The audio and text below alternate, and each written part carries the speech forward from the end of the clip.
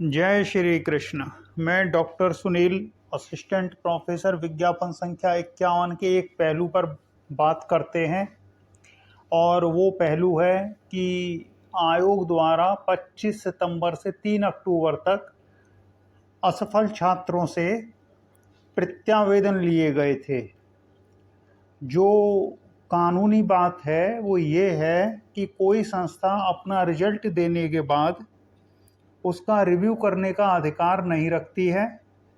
ऐसा वो ऊपरी जो संस्थाएं होती हैं, जैसे कोर्ट हुआ, उसी के आदेश पर रिव्यू हो सकता है, कोर्ट के आदेश पर, क्योंकि रिव्यू करने वाली संस्था भी संदेह के घेरे में आ जाती है। तो अभी जो छात्र प्रत्यावेदन देकर आए हैं, अगर इनमें से किसी को आयोग द्वारा साक्षात्कार के लिए सफल घोषित किया जाता है, अगर किसी छात्र को साक्षात्कार के लिए सफल घोषित किया जाता है तो वो एकदम से उस गुट को छोड़ के इधर आ जाएगा और फिर वो उधर वाले उससे कहेंगे कि ये तुमने क्या किया। फिर वो कहेगा नहीं, कोई भ्रष्टाचार नहीं हुआ है, और फिर वो वही सारी बातें बोलेगा अपने आप बिना सिखाए। वो एकदम से उस गुट से अलग हो जाएगा। ये अवसरवादी लोगों का गुट है। जब परीक्षा हुई, 5 महीना बीत गया, किसी ने भ्रष्टाचार को लेके किसी फेसबुक ग्रुप में कोई पोस्ट नहीं लिखी, कोई आयोग ज्ञापन देने नहीं गया कि हमको रिजल्ट से मतलब नहीं है, परीक्षा रद्द करवा दीजिए, फिर से परीक्षा करवाइए। जिस परीक्षा के मूल्यांकन में UP police, UP STF, UP शासन, हायर एजुकेशन लगा हुआ है, एक निगरानी कमेटी बनी हुई है, उसमें भ्रष्टाचार का आरोप ही मूर्खता है। अब ये छात्र जो प्रत्यावेदन देने गए हैं, हमारा ये कहना है कि अगर किसी का भला होता है तो हो जाए, हमें उससे क्या दिक्कत है। लेकिन ऐसा होता नहीं है, पहले ऐसा होता नहीं था। मान लीजिए कोई छात्र है, छात्रा है, उसने ओएमआर में अपना कोई कॉलम छोड़ दिया भरने से, तो पिछले रिजल्टों में उसको चयन से बाहर का रास्ता दिखाया गया है, उसकी ओएमआर को कंसीडर ही नहीं किया गया। तो किस आधार पर आयोग ने प्रत्यावेदन मांग लिए हैं? तो क्या आयोग उन छात्रों को कुछ राहत देगा? और अगर छात्रों को राहत मिलती है आयोग की तरफ से, तो क्या ये उन छात्रों के प्रति अन्याय नहीं हो जाएगा जो परीक्षा कक्ष में पूरी चेतना के साथ बैठे हुए थे? असावधानी भी तो एक अवसर होता है। मान लीजिए किसी ने कट ऑफ से 10 प्रश्न ज़्यादा ठीक कर दिए, लेकिन रोल नंबर का कॉलम में उसने कुछ गड़बड़ कर दी, उसकी ओएमआर चेक नहीं हुई। तो जो नियम है वो ये है कि जो ओएमआर शीट में गलती की जाएगी उस पर किसी भी अभ्यर्थी को कोई छूट नहीं मिलेगी। पहले ऐसा इसी आयोग में हो चुका है कि कुछ छात्र थे, उनके कट ऑफ से ज़्यादा सवाल ठीक थे और उस परीक्षा में इंटरव्यू भी नहीं था, फिर भी उनकी ओएमआर चेक नहीं की गई क्योंकि उन्होंने ओएमआर में गलती कर दी थी। तो क्या इस बार आयोग द्वारा ओएमआर में त्रुटि करने वालों को राहत दी जाएगी? अगर राहत दी जाएगी तो क्या उन छात्रों के प्रति अन्याय नहीं हो जाएगा जो आज बेरोजगार हैं? और उनको अगर ओएमआर में राहत दे दी गई होती तो वो आज नौकरी पर होते। और क्या उन छात्रों के प्रति अन्याय नहीं हो जाएगा जो पूरी चेतना के साथ ओएमआर को भर रहे थे, लेकिन दूसरों ने मिस्टेक कर दी तो उनके लिए वो एक अवसर बन गया। किसी की गलती दूसरे के लिए अवसर भी तो बन जाती है। तो आयोग अपनी तरफ से कैसे प्रत्यावेदन लेकर छूट दे सकता है? अगर उन छात्रों में से किसी को जिनसे प्रत्यावेदन लिया जाता है, इंटरव्यू के लिए कॉल हो जाती है और वो अंतिम रूप से चयनित भी हो जाता है, तो वो जिस विषय का होगा और जिस विषय का कैंडिडेट उसके चलते चयन से बाहर हो जाएगा, उसके प्रति अन्याय हो जाएगा। इसलिए जो कानूनी नियम है वो ये कहता है कि एक बार संस्था अपना रिजल्ट जारी कर देती है, उसके बाद छात्र को कोई आपत्ति होती है तो वो कोर्ट जाता है, फिर कोर्ट के आदेश पर ही उस रिजल्ट का रिव्यू होता है, संशोधन होता है। जैसे अभी छात्र हिंदी विषय के कुछ हाई कोर्ट गए हुए हैं लखनऊ बेंच में, तो हाई कोर्ट ने भी साक्षात्कार पर कोई रोक नहीं लगाई और ये कह दिया है कि अंतिम परिणाम इस याचिका में दिए गए निर्णय के अधीन होगा। लेकिन यहाँ हम देख रहे हैं कि आयोग ने स्वयं से प्रत्यावेदन मांग लिया है रिजल्ट घोषित करने के बाद, और उसके चलते इंटरव्यू को स्थगित कर दिया गया। तो ऐसा होता है जब संस्थाएं नियमों के परे जाकर कार्य करती हैं तो संस्थाएं भी संदेह के घेरे में आ जाती हैं कि उस संस्था ने ऐसा क्यों किया। एक साल तो आप ओएमआर में त्रुटि करने वालों को छूट दे रहे हो, तो क्या आगे भी ये नियम वैध हो जाएगा कि ओएमआर में त्रुटि करने पर परीक्षा कक्ष में छात्र आगे इस प्रकार आवेदन करने पर आयोग से छूट पा सकते हैं?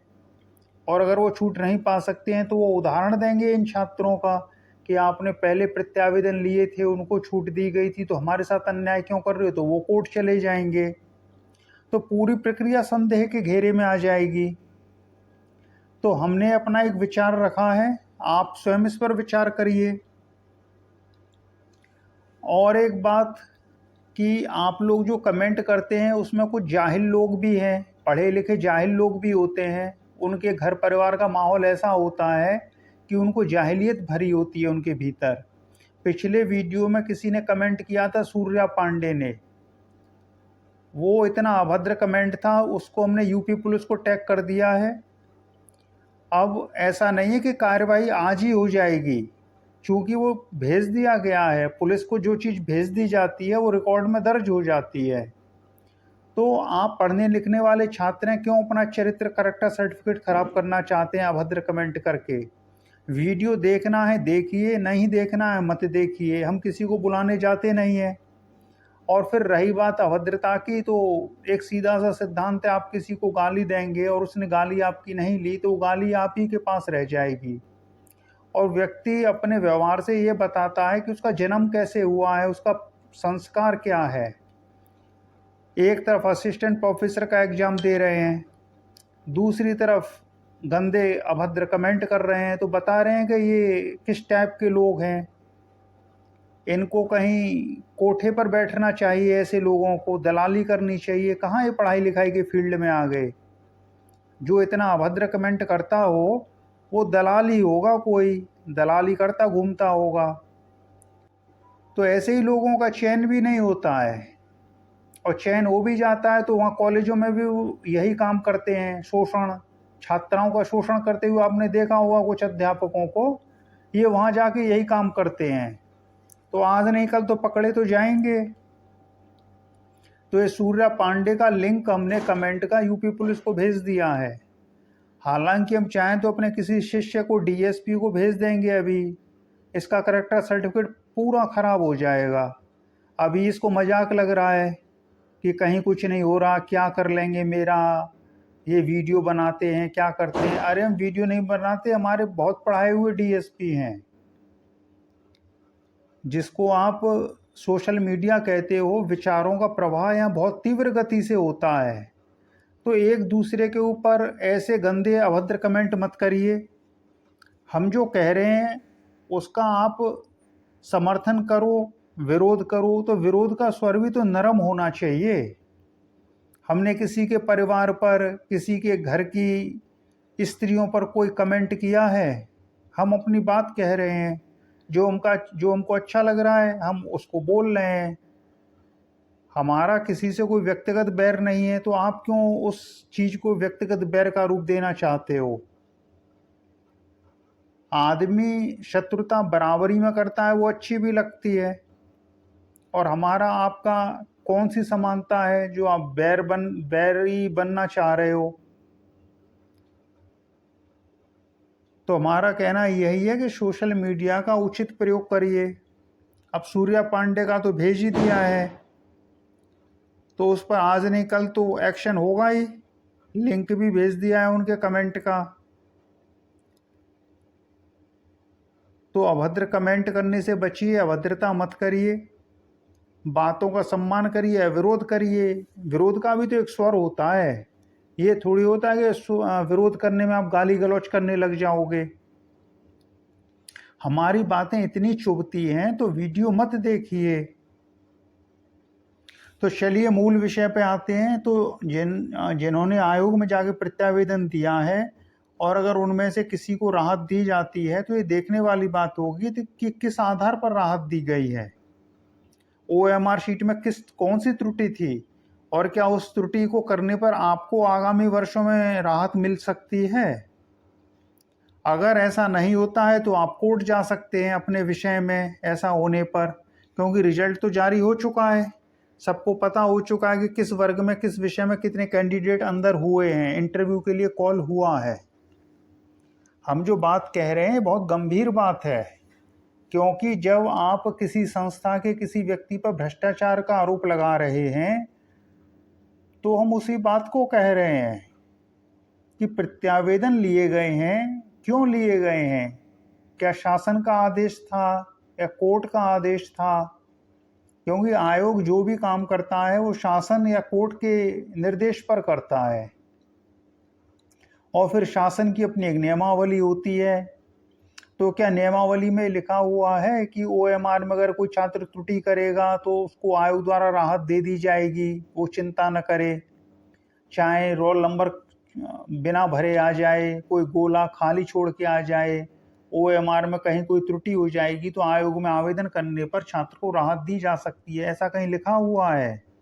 अगर लिखा हुआ है तो ठीक है, नहीं लिखा हुआ है तो आयोग कैसे प्रत्यावेदन ले सकता है। और अगर आयोग ने प्रत्यावेदन लिया है और जो कैंडिडेट इंटरव्यू के लिए कॉल होता है और उसके चयन का असर आपके चयन पर पड़ता है तो ये गंभीर विषय हो जाएगा आपके लिए।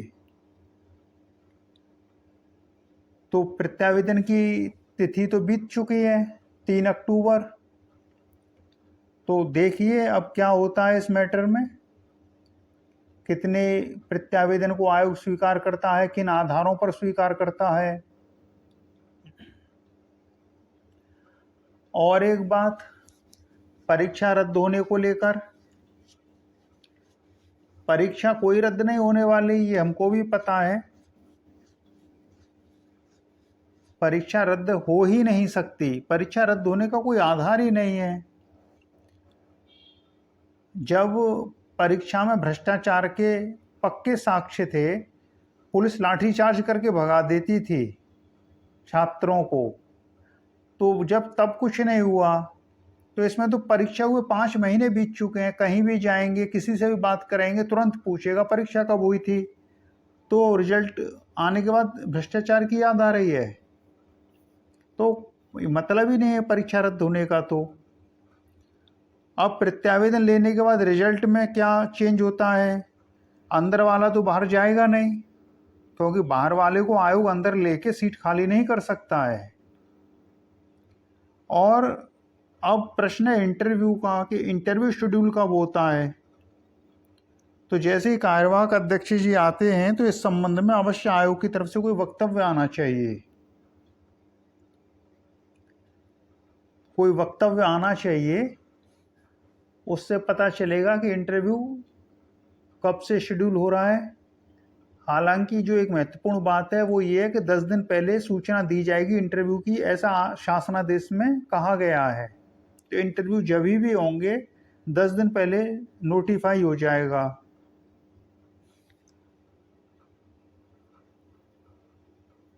तो चलिए फिर, ये तो हमने ट्वीट कर ही दिया है कि छात्रों द्वारा जो असफल हुए हैं उन्हीं के द्वारा एग्जाम से पहले कट ऑफ पे चर्चा हो रही थी, अब एग्जाम के बाद फेल होने पर भ्रष्टाचार को मुद्दा बना लिया गया है। दोहरी नीति चल रहे हैं छात्र भी।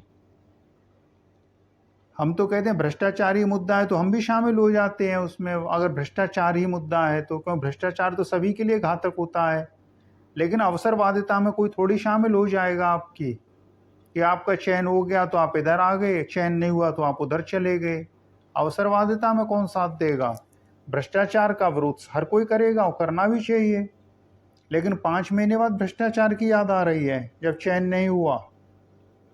और आप भी जानते हैं कि अगर इनका चयन हो गया होता तो ये उधर नहीं इधर होते। तो आयोग द्वारा प्रत्यावेदन लेना और उनमें किनको अंदर किया जाता है ये भी देखना है। तो चलिए फिर इसी के साथ जय श्री कृष्ण।